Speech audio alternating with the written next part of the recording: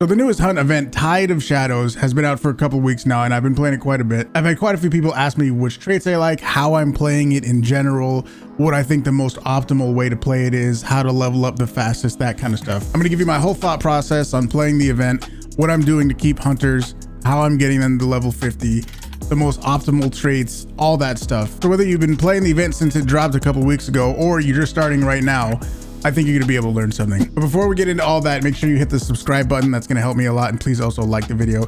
That is also gonna help a lot. I would very much appreciate that. So the absolute #1 first thing you have to do if you want to progress in the event as fast as possible is get the trait Death Cheat. Death Cheat is a trait that we have only for this event, and it's supposed to be a burn trait. That means once it gets used, it gets taken off of your hunter. But right now, it's not doing that. When are they gonna fix that? We have no idea. But for now, if you use Death Cheat, you will not lose your hunter at all. So #1, get Death Cheat. You will not lose your hunter if you have Death Cheat. No matter which pact you go with, you can choose Death Cheat. It's not specific to any pact like it was in the previous event. All you gotta do is go in a game, you have to get 3 pledge marks, and then grab the trait at one of the resupplies. It's gonna be really tempting if you have 1 or 2 pledge marks to get the other ones that you can afford, but just save up, get 3 pledge marks, and get Death Cheat. That's the best way. I have 1 level 50 hunter for each of the 3 packs.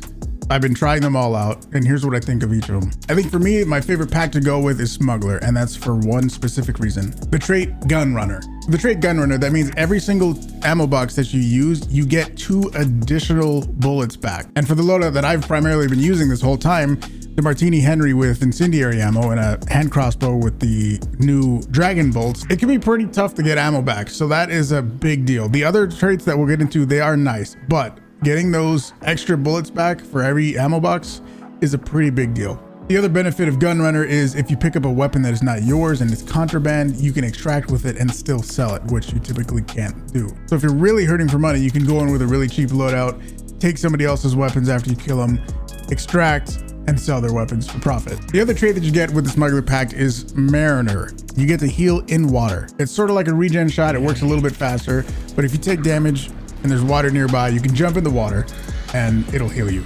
It's convenient. I won't completely go out of my way to jump in water to heal, but if there's water around, I'll do it. And in those really long drawn out fights where you use up all your heals, it's not bad as a backup strategy. My second favorite pact is Grounded. With Grounded, you have the trait Shadow, and Shadow makes it so that no AI actually attacks you. If you run by it, it'll still aggro on you, but it won't actually attack you. So you can be running through giant crowds of zombies and they won't actually attack you. My favorite thing to use with this is actually a hive bomb. It doesn't matter if you throw the hive bomb directly at your feet, it will not attack you.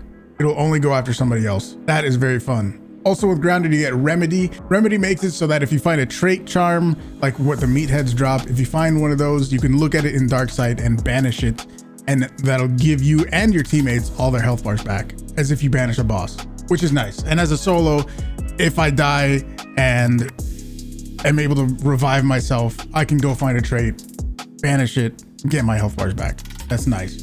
Now the last pact is Primal.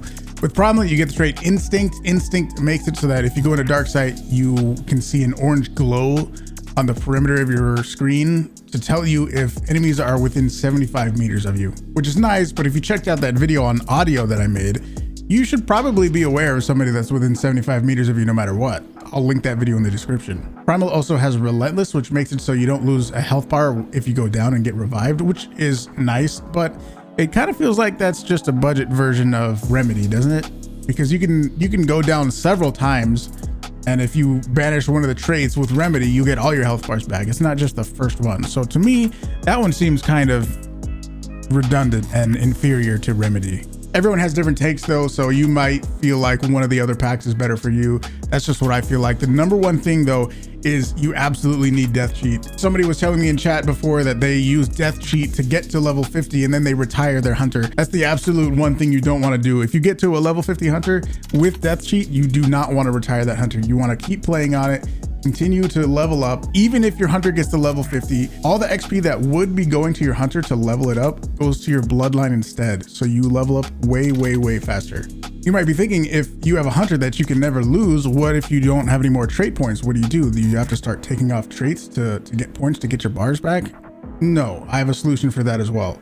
See, what I do is I just go into another game and I try to banish a boss as fast as I can. If I get to the boss first and banish it, boom, I have all my health bars back. If I don't, and I run into somebody and I die, well, I have death sheet. I'll just go back to the menu and I'll go into another game. Eventually, I'm gonna be able to banish a boss and get all my health bars back, so problem solved. The main reason I'm using the Martini loadout is because they just changed incendiary ammo to make it so that if you tag somebody within the range before the weapon's damage drop-off starts, that might sound confusing, but every weapon has a damage drop-off range. For long ammo rifles, it's 40 meters. For everything else, it's 20 meters. So within that range, if you have incendiary ammo, you only need to shoot them one time and they'll be on fire. And burning is a pretty significant problem. If you're on fire, that is not good. So with this Martini loadout, I can tag somebody at 40 meters and catch them on fire in one hit. The hand crossbow with dragon bolts just adds to that suffering. I can burn bodies immediately.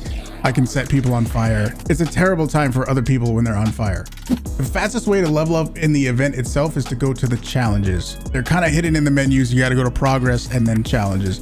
But this is where you're going to make the majority of your event points. You just do these little objectives that are on the bottom of the screen. It'll give you some points. Once you progress through that bar, it will give you more and more event points. And that challenge bar resets every week. So you definitely want to be going through these challenges every single week and make sure you complete them, because you can get thousands of event points every week from this. I hope you guys learned something. If you did, don't forget to hit the subscribe button and like the video. That will help a lot. And if you feel like I missed something, leave it in the comments. Thank you very much for watching. Have a good one. Peace.